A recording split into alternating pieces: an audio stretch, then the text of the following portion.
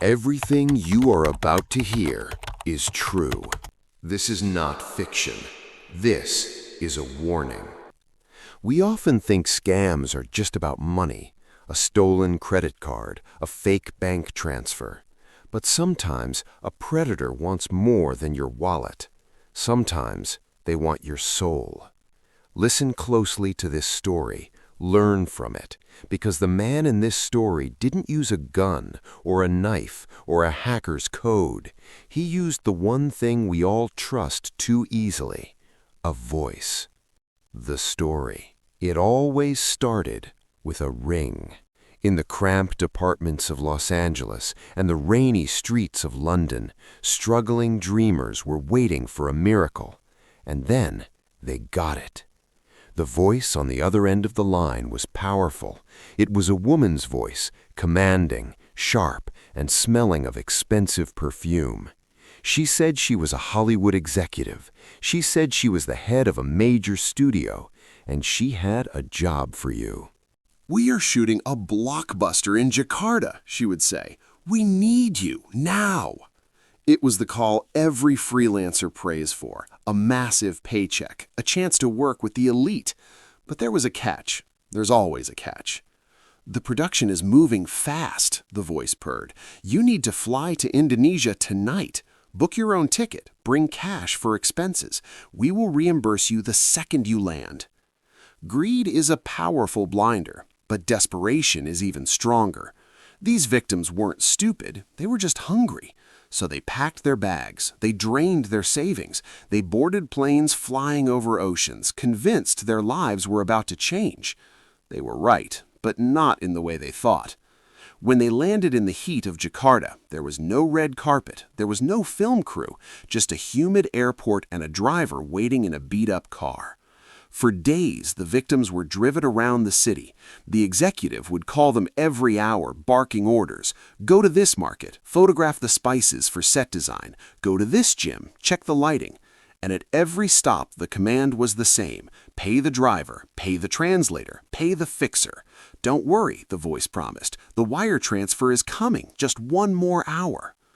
Day by day, the victims bled cash. $500. 1,000, 3,000. But then the game would shift. When the money ran out, the sophisticated Hollywood executive vanished. The voice on the phone would change. It became demonic. She would scream. She would threaten to destroy their careers. She would keep them on the phone for hours, breaking them down psychologically. For the male actors, it got darker. She would force them into humiliating phone auditions, demanding they perform twisted acts just to keep the job. It wasn't a job, it was a torture chamber. For 7 years, this ghost haunted Hollywood. The FBI couldn't catch her. Private investigators hit dead ends. Until they realized the terrifying truth. The Queen of Hollywood was a man. Let's call him Julian. While his victims were sweating in the heat of Jakarta, Julian wasn't in a Hollywood mansion. He was sitting in a small, cold hotel room in Manchester, England. He was a master of disguise, but not with his face, with his throat. He could mimic the vocal fry of a Los Angeles socialite, the strict tone of a British lawyer, and the terrifying rage of a mob boss. He didn't steal millions to buy Ferraris. He lived simply. He stole the money, yes, but psychologists believe his true addiction was control. He loved the feeling of holding a human being like a puppet on a string, thousands of miles away. But every puppet master eventually tangles his own strings. In November 2020, the police didn't knock. They raided his room in Manchester. They found him surrounded by phones.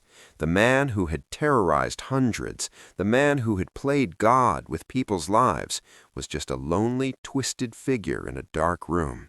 When they handcuffed him, the movie was finally over. The moral. What can we learn from the Julian of this world? We live in a digital age where we trust screens and voices more than our own instincts. This story teaches us a brutal lesson. Verification is not an insult, it is survival. When an opportunity looks like gold, when a promise sounds too perfect, pause.